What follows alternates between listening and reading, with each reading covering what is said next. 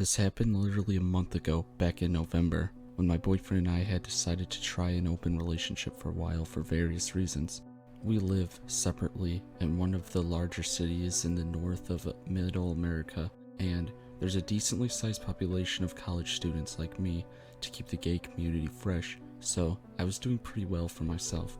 One early November night, I was bored and scrolling through Grindr, looking for an easy hookup, when I got a message from a guy who was barely 800 feet away. He wasn't terrible looking, and I was a little desperate, so I agreed to go to his place. He lives quite literally down the street from me. I can see his building from my window, so I walked over. He let me up and into his apartment. We made small talk, and I mentioned where I lived. Hell, I even pointed out my window from one of the windows in the stairwell. From the first, I thought there was something off about the guy. Not necessarily bad, just different. An odd twitch in his hands when he gripped the banister. The vacancy of his eyes when he smiled. I'm not so cliche as to say he, quote, felt evil or anything like that. But I wasn't exactly surprised that after we got to his apartment, the first thing he did was tell his very pretty and friendly cat to say hello, and the second thing he did was walk over to the kitchen counter, grab a needle, and shoot up. I hadn't even closed the door behind me. I stood there, staring, and he turned around, dropped the needle on the counter, and went, "Oh shit, man, should've asked. You cool with that? I'm not a good Christian boy. I've broken into a church while tripping on LSD. I had sex on a headstone back in high school, but I've my standards now." So I just shook my head mutely, pulled my hat back on, and opened the door to leave. The guy rushed over, put a hand on my shoulder, and said, "Yo, I'm sorry. You don't gotta go. We don't gotta do it. Do you just want to watch Transformers 3 with me or something?" "Nope," I said bluntly, hustling away down the stairs. I bundled up my scarf against the early November chill and huddled down the street to my apartment. He followed me downstairs, barefoot, in pajama pants and t-shirt, until I stepped outside into the whipping winds. I turned back briefly to look after a moment, and he was still standing there in the doorway, watching me. I didn't have any impending feelings of doom or weirdness. I grew up in Missouri. Junkies barely register as odd to me by this point, so I went home and went to bed. Now, you might have guessed it, but I'd never seen this dude around the neighborhood before. Truthfully, I haven't seen most of my neighbors because my neighborhood is an odd mixture of white-collar suburbia, college housing, and low-income housing, so it didn't really register when I started seeing him more. I'd leave for work in the afternoon, and he'd be on the other avenue across the building, strolling along, or he'd cut across my building's parking lot like all the kids in the neighborhood did. A couple of times I saw him walking across the campus mall. My apartment is directly adjacent to my campus, but he'd always swerve to avoid me. Once or twice, I noticed him in a grocery store I work at as a barista, but it's the only one with a walking distance, and he mentioned he didn't have a car. This went on for the entire month of November. Eventually I started noticing. He'd always be walking down the street opposite my building when I left for work at my usual time, and he was only ever at the store when I was working. He never approached a coffee stand within the store where I work, but he'd always look at me. A couple times I noticed him enter, look at me, pretend to shop, and leave without buying anything. I was starting to feel creeped out, but he hadn't done anything yet to make me feel particularly unsafe. One day, late November, I worked an early shift. When I got off, I felt a little crazy from lack of sleep, and I reached my place about 20 minutes before I usually leave for work, and on the corner of the sidewalk opposite me was the guy. He was checking his watch over and over and looking up. I did a bit of brilliant deductive analysis and followed his gaze up to my living room window. Then I looked back down at him. He looked right at me. There was a moment of tension as we stared at each other in the eyes. Like I said, this dude didn't give off any evil or dark vibes. I've met people that do. No, what I saw in this guy's eyes and his face was much more human and much scarier. Desperation, loneliness, pain, and anger. He hurried after me, but I'm 6'3" and a former sprinter, where he was a 5'8" junkie wearing flip-flops on ice. I made it to the first set of doors to my apartment, scanned myself in through the second, and locked them behind me. He walked through the unlocked first set, Tried to open the second, tried pushing the handicap button to open them, and then gave up. "Look, man, I'm sorry," he shouted, laying a hand on the glass of the door. "Can we talk about it?" I shook my head. "Absolutely not. Leave me alone." Then I stomped over to the elevator. When I turned back, he was gone out into the snow. I didn't see him for a couple weeks afterward, which is nice because my boyfriend likes to walk down the street past the dude's apartment when he stays over and needs to go smoke. One night, when he was over at my place, he'd just gone out to smoke before we went to bed, and he mentioned that he wanted me to come out with him next time he went out. "Why?" I asked, pulling him in closer to me while he shivered. "It's dark and cold. I get paranoid out there sometimes," he mumbled onto my chest. "There's a creepy dude that sometimes stands in the corner across the way and just stares at the building.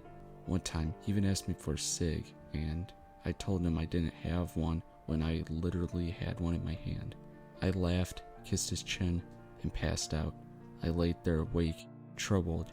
When I was sure my boyfriend was deeply asleep, meaning after about 5 minutes had passed, I got up and went to the window.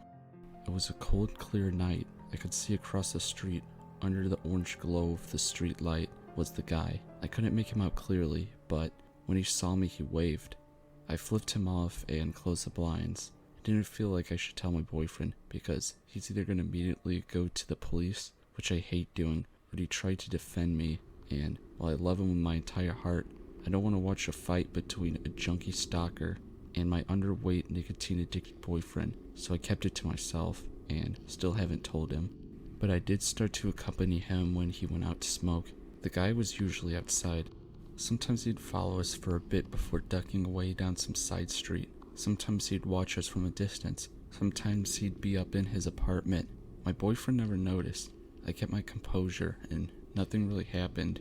One night, though, we went out so my boyfriend could smoke, like normal.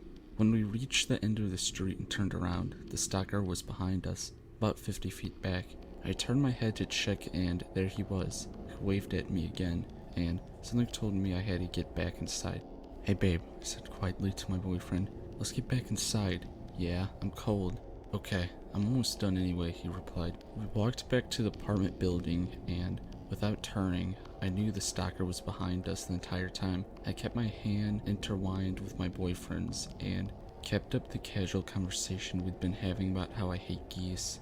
We got back to my apartment and he got changed for bed while I grabbed some water. So I've never lived in an apartment before, and I don't know if it's odd or not, but this building has a wired telephone in each unit that rings when someone wants let in.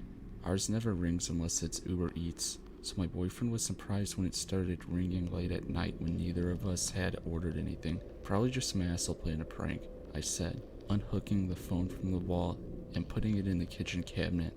He accepted that without a struggle, and we'd lay down in bed. After he was soundly out, I got up, got dressed, grabbed a couple things, and headed downstairs in my thick winter coat.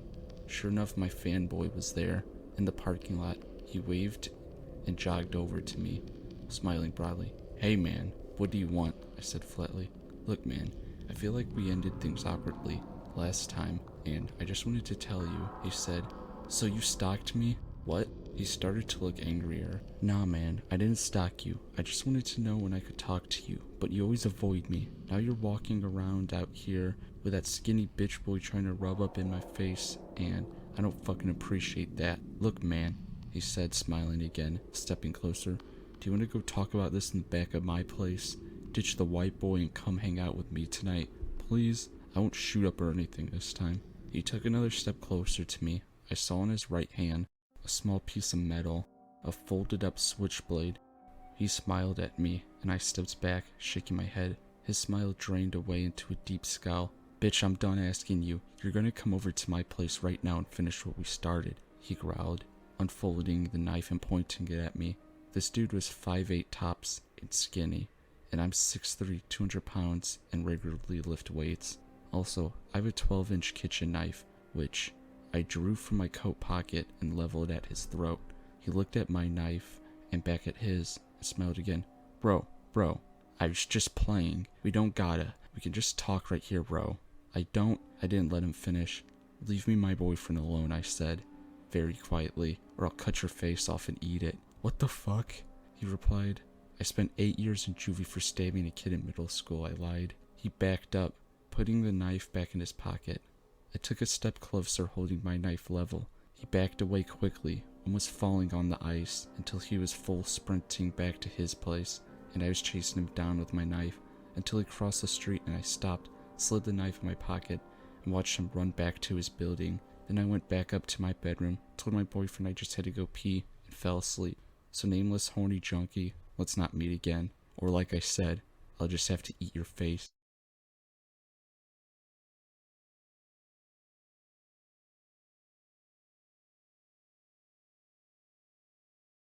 Hey, for the record, I'm a female. I'm turning 19 this year, and the story happened when I was 15. Oh, and also, I'm from France, which can explain my English mistakes if there are any. When I was 15 years old and just got into my junior year, I created my first Twitter account that I deleted because of this story. Some information: I didn't tell anyone my username, neither my family nor friends, because I didn't have any. My profile picture was an avatar, so no pictures of me on the account, and as location, I said Paris because I lived in the suburbs. I did not have many followers, 20 or 30 maybe, and I didn't follow that much people, so my TL was not really interesting. One evening in October, someone sent me a quite strange direct message. It was a 200 followers account, and the message was, Hi, my name is Rob. I just turned 17 and wanted to know if you lived in blank because I will soon move in and go to the town high school, and I'm looking for friends. Blank was obviously the town I lived in. I immediately thought something was wrong because there was nowhere in my profile I said where I actually lived. But after some time thinking, I remembered of a tweet I made weeks ago about buses, and I mentioned the city, so I told myself he just looked up my city and found my tweet. His age wasn't shocking because I'm in 2 years ahead of my classmates. I was bored, and he was polite. I answered him. I told him I indeed lived in the town and go to high school there. The discussion was natural, and we talked a lot that night, mainly about high school, about the food at the cafeteria, about the teachers, that kind of thing, but it was getting very late. He tried to interpose some personal questions like, do you live far away from the school, in a house or an apartment? Do you live with both your parents? There's 5 of you? You're not often home alone, right? I never answered because it was way too shady for me, and unfortunately, he didn't insist. Unfortunately, because if he did, I would have probably blocked him just then and there. The next day, the same thing.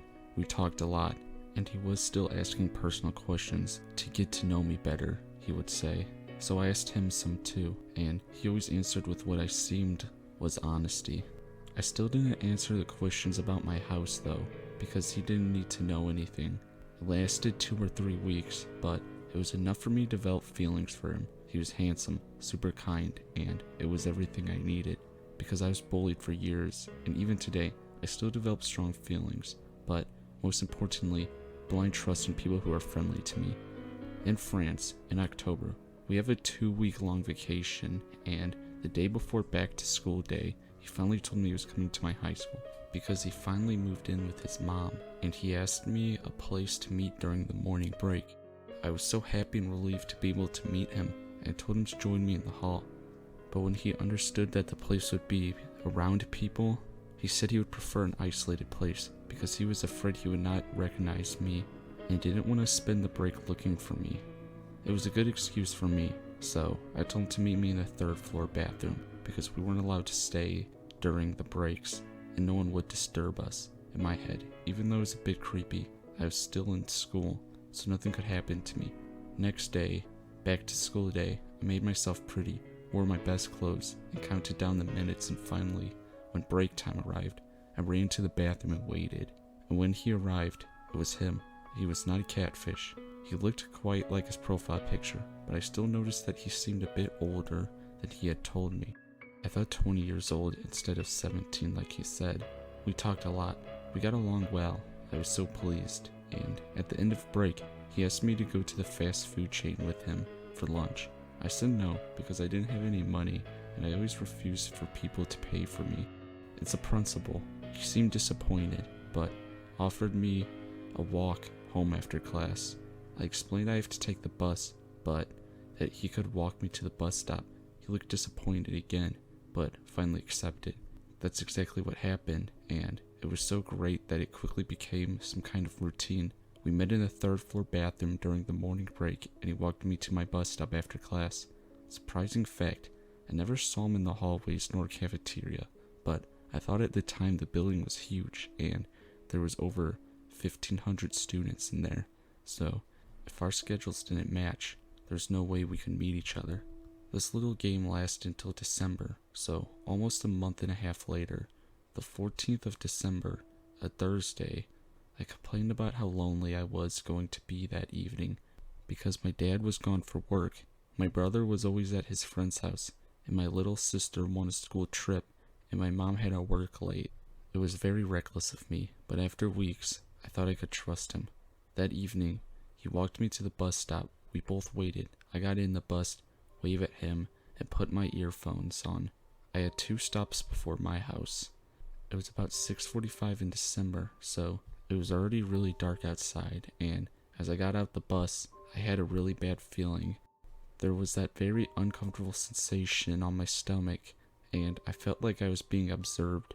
I pressed pause on my music, but kept my earphones on, so that people thought I couldn't hear anything, and that's probably what saved my life. I lived in a suburban neighborhood, very silent, especially at night, with no visibility on the big road the bus passed in.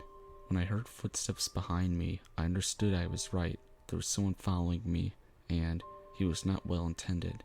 At least I could hear that he was not accelerating, so I could tell he was not trying to catch up to me, but sneak behind me. As quietly as possible, I tried to reach for my keys in my pocket, and when I finally pulled them out, I ran as fast as I could. The best sprint of my life. I don't know how it worked, but I managed to open and close the door before he could reach me.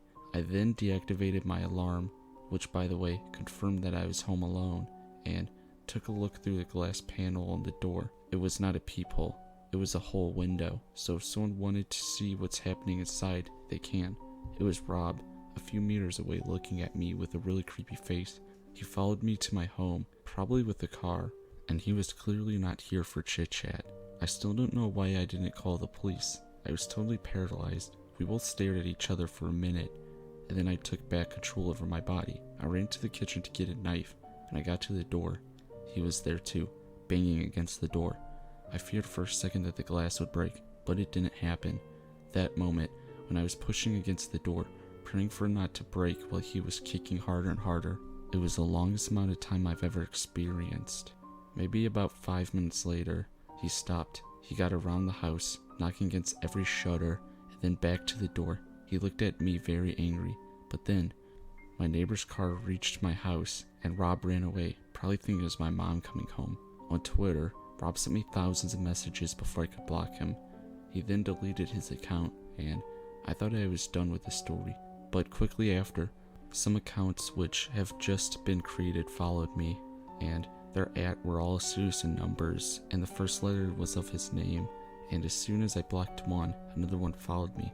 I chose to delete my account because I couldn't make it stop, and it was too hard to endure because they were sending me dozens of insulting DMs. Later, I talked to people who were supposed to be Rob's classmates because I haven't seen him in days, but not a single one ever heard about Rob. This guy was never a student at my high school. That's why I never met him apart from the daily meetings, and that is probably why he seems so old. I never heard about him anymore. I'm still asking myself what he did want, and what could have happened that night. So Rob, let's not meet again.